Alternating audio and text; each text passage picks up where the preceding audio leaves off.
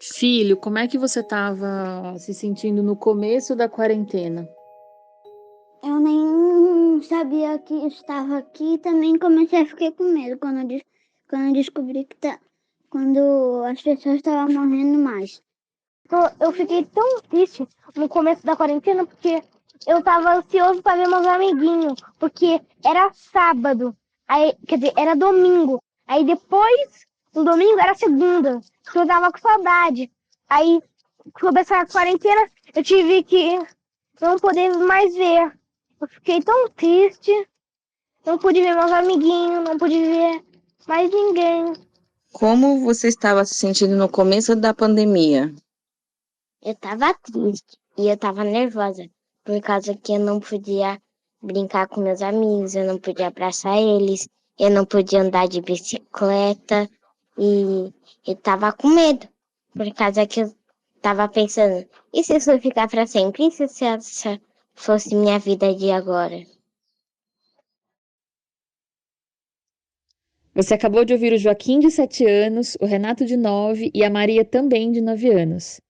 Eles moram em São Paulo e podem até viver realidades diferentes, mas uma coisa os une. Todos eles estão sem aulas desde março e tiveram mudanças enormes em suas rotinas. Para entender os impactos de vivenciar a pandemia, a ruptura com a escola, a necessidade de distanciamento social e as dificuldades financeiras que as crianças estão vivendo, a conversa de portão de hoje é com a psicóloga Ana Paula Pereira, que é especialista em saúde coletiva e compõe a coordenação pedagógica do curso de residência em saúde coletiva com foco na primeira infância, lá na Universidade Federal da Bahia.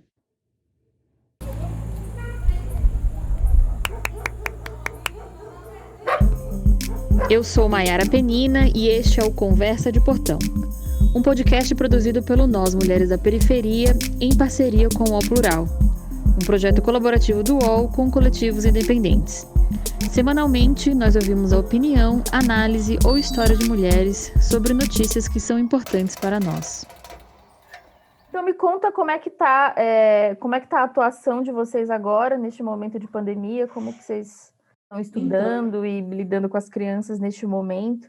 Nesse contexto de pandemia, todo mundo teve que se reinventar, né? E aí, com a gente da residência também não foi diferente. Mas a gente tem conseguido apoiar algumas famílias. A gente antes tinha grupos voltados para promoção e desenvolvimento infantil, né, estimulação, cuidado com os cuidadores das crianças. Então, a gente tinha um grupo de apoio também, pensando em favorecer a saúde mental, né, desses cuidadores.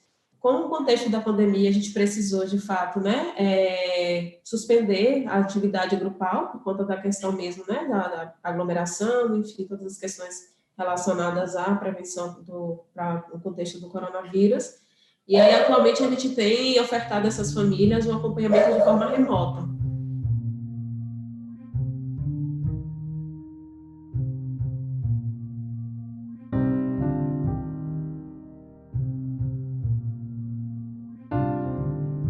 Uma pesquisa realizada pela Sociedade Brasileira de Pediatria esse ano em todo o Brasil mostrou que 88% dos pediatras relataram alterações de comportamento nas crianças durante a quarentena. As queixas mais frequentes são ansiedade, irritabilidade, agitação, insônia, agressividade, aumento ou diminuição do apetite, entre outros.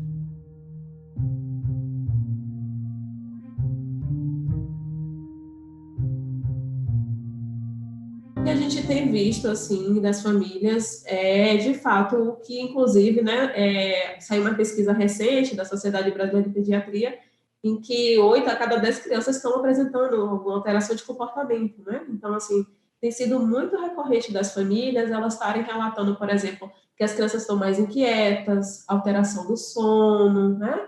Alteração de apetite, então, algumas crianças mais irritadiças, e aí as famílias também, né? Ao mesmo tempo, elas trazem, por exemplo, uma sobrecarga nesse cuidado. Antes elas compartilhavam esse cuidado, seja no contexto escolar, seja com outras pessoas, e agora, pela questão da própria pandemia, né? As orientações aí do Ministério da Saúde, da própria OMS, elas se veem também, às vezes, com essa rede de apoio mais restrita. E aí isso acaba gerando uma sobrecarga, e aí pensando nessa questão de gênero, sobretudo nas mulheres, né? Que acaba sendo aí a grande maioria das cuidadoras acabam sendo as mães avós, né? Então, acaba tendo uma sobrecarga muito grande. E aí a gente precisa também pensar no cuidado dessas cuidadoras, né? Momento de acolhimento para elas falarem também de como é que está sendo para ela também estar nesse momento, né? De uma forma tão central nesse cuidado das crianças, e as crianças demandando muito delas, né? Que é uma coisa recorrente que elas têm dito, assim, sobretudo as pequenas. As crianças têm demandado mais, então tem tido uma dependência maior, né? Algumas, por exemplo, que tinham avançado em algumas questões em relação ao desenvolvimento, às vezes começa a apresentar regressão, às vezes na fala, às vezes, né, estava de desfraude, aí começa a ter de novo alguns episódios, né, de regressão em relação a essa questão. Então, a gente também começa também a ver, de alguma forma, as crianças expressando, né, todo esse contexto que, de fato, a gente... No Brasil, a gente está enfrentando a pandemia com várias questões, vários atravessamentos, né? Não tem como a gente não falar desses atravessamentos. E o próprio período aqui, a gente já está 6 meses, né, nesse processo de distanciamento, então isso impacta muito, assim, né? Toda a discussão que se tem em relação a esse retorno para as escolas, então há ainda muita incerteza, né, de retorno e como vai ser esse retorno. Então, as famílias têm dito de forma recorrente também que não se sentem seguras, né, para deixar suas crianças retornarem às escolas. E aí boa parte dessas crianças estudam em escolas públicas, e aí a gente sabe, né, de todas as questões que tem, muitas vezes, de ainda não ter uma estrutura adequada, né, algumas questões nesse sentido. Então, as famílias relatam, assim, de forma recorrente, que elas acham que só deveriam as crianças retornarem mediante, né, o surgimento da vacina. Então, isso tem sido algo, assim, muito recorrente na fala delas.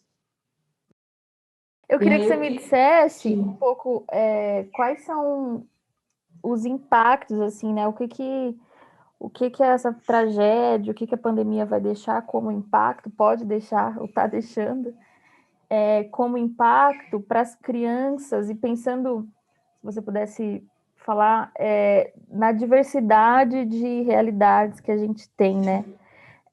Porque nas cidades, por exemplo, a gente tem criança que está em isolamento social, que, sei lá, criança que mora em apartamento, que não tem irmão, que está passando, sei lá, que está há 6 meses com um adulto só, morando em apartamento pequeno, frustrado com aula online, e ao mesmo tempo tem outras crianças que os pais precisaram já voltar a trabalhar, ou não tem quem fique, ou está na rua, ou crianças também que estão em situação de passando por dificuldades financeiras, né, com privações financeiras, assim, como que você vê isso?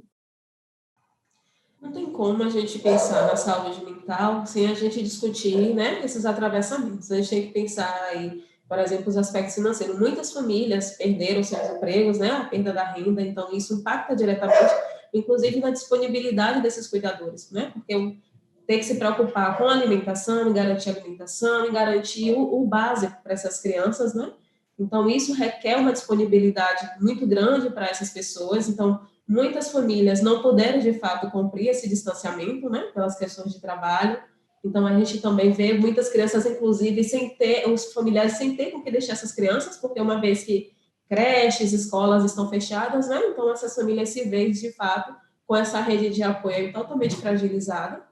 Então, isso é uma coisa também que acontece, que, de fato, assim, a gente está vendo um contexto que as políticas públicas, elas, infelizmente, né, a gente tem que lutar pelo fortalecimento delas, porque, de fato, não tem como a gente pensar em promoção de saúde mental das crianças, no impacto. Acho que a pandemia aqui, ela acaba tendo um agravamento muito maior nesse sentido, porque a gente está vendo, por exemplo, né, situações de violência doméstica aumentando. Então, a gente está vendo a questão do desemprego, várias questões permeando aí, né? Além do próprio isolamento em si, que ele já vai ter repercussões, né? Por conta dessa ruptura, seja a ruptura desse contexto escolar, ruptura, né? Com seus pares, no caso das crianças que muitas vezes ela acaba vivendo num ambiente doméstico que não tem tanto espaço, então, inclusive, há uma restrição nesse espaço, inclusive a gente fala do brincar, né? Que é essencial na infância.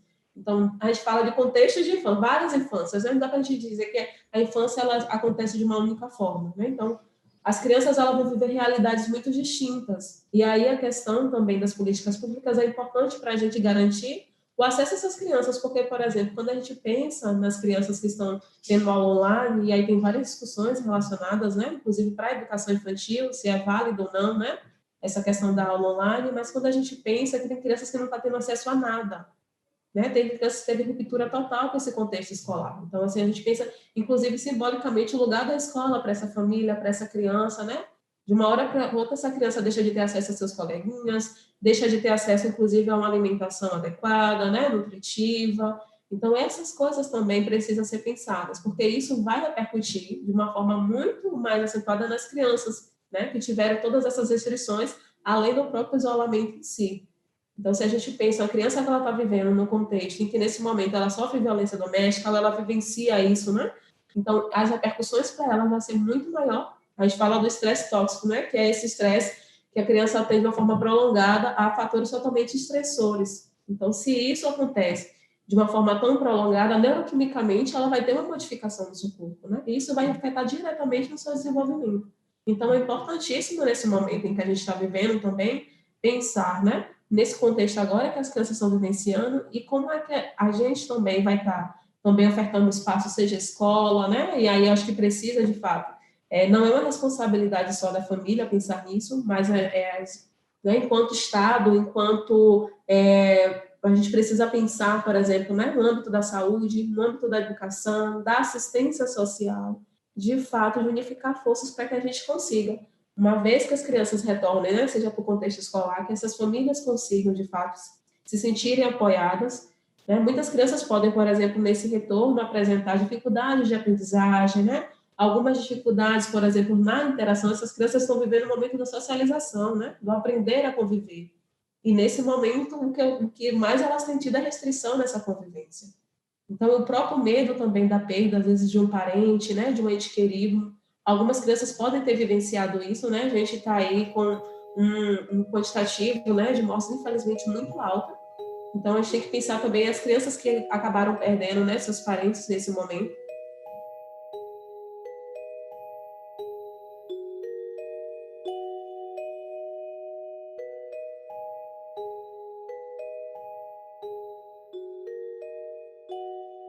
Filho, como é que você estava se sentindo no começo da quarentena? Eu nem sabia que estava aqui e também comecei a ficar com medo quando eu descobri quando as pessoas estavam morrendo mais. E agora, como é que você está se sentindo depois de tanto tempo? Feliz porque já tá tendo a vacina. Quem falou para você que já vai ter vacina? Jornal. Como você estava se sentindo no começo da pandemia? Eu tava triste e eu tava nervosa, por causa que eu não podia brincar com meus amigos, eu não podia abraçar eles, eu não podia andar de bicicleta e eu tava com medo, por causa que eu tava pensando, e se isso ficar pra sempre? E se essa fosse minha vida de agora? E como que você está se sentindo agora? Tô mais tranquila, por causa que agora vai ter a vacina, né? Mas agora eu tô brincando lá fora com máscara, eu tô em casa, eu tô fazendo aulas, eu tô vendo meus primos. O Joaquim e a Maria disseram que estão esperançosos com a chegada da vacina. Ou seja, eles são crianças atentas ao que está acontecendo ao seu redor e agem a partir dessas notícias.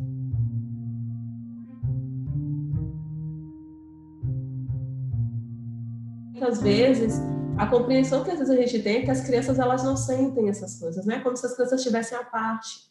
E isso, infelizmente, é, inclusive, inocente a gente pensar, porque as crianças elas podem muitas vezes não trazer, né, verbalizar isso, mas elas vão expressar com o seu comportamento, porque elas estão vendo que tudo mudou, né?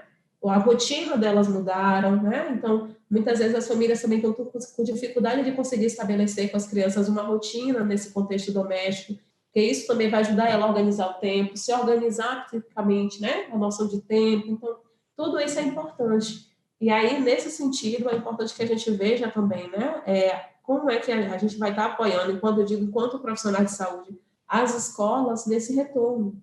Seja os professores, né? Para estar apoiando essas crianças, para não estar, muitas vezes, patologizando, né, essas crianças, porque às vezes a gente vê isso. Então, como localizar o problema na criança, mas entender que existe todo um contexto nesse momento, né, que acho que acirra muito mais as desigualdades, né, raciais que a gente via que já aconteciam. E o que você acha, assim, o que você poderia me dizer de saídas ou de caminhos, ou como que vocês estão fazendo aí, qual conversa vocês estão fazendo com as pessoas que vocês estão atendendo, com as famílias que vocês estão atendendo, tanto as individuais, né, de acolher as famílias, Sim. quanto as coletivas, né, pensando na responsabilidade do Estado, também, assim, o que você enxerga de caminhos, assim, para isso? Acho que uma das coisas importantes é o fortalecimento dos movimentos sociais, né? Acho que mais do que nunca é importantíssimo para que a gente consiga não retroceder mais do que a gente já vem, né, nesse processo. Então, acho que isso é fundamental. A gente está cada vez mais próximo dos movimentos sociais, o fortalecimento dos movimentos sociais, isso é fundamental. Uma das outras coisas que a gente tem visto, a importância é de cada vez mais essa integração, né? Saúde, educação, assistência social. Então, a gente tem tido experiências, infelizmente ainda pontuais, mas de aproximação com algumas escolas voltada para a educação infantil, no sentido de, inclusive, de que esse vínculo com as famílias eles não seja rompido, mas de que forma, considerando as diferentes realidades dessas famílias, é possível manter esse vínculo, estar próximo dessas famílias, acolhendo as demandas, vendo onde é que está a dificuldade dessas famílias, podendo orientá-las, acolhê-las também, né? Entender a realidade de cada uma e ver o que é possível, né? Por exemplo, tem famílias que têm falado muito o aumento do uso dos eletrônicos pelas crianças, né? Então, assim, algumas famílias têm relatado. É o momento em que eu consigo fazer alguma coisa, porque é o momento em que ele fica mais atento ao uso do celular, seja na televisão, e é o momento que eu consigo fazer alguma coisa, né? Não tem como eu julgar essa família e dizer, né, que ela está totalmente equivocada e que ela precisa dispor de um tempo para estar com essa criança. Que eu preciso ver dentro da realidade dela o que é que ela consegue reservar de dentro para essa criança, né? Então, o que é, por exemplo, com esse uso do celular, como é que a gente torna esse uso mais interativo também, para que não seja um uso tão passivo, né, dessa criança, que ela consiga ter o mínimo de interação.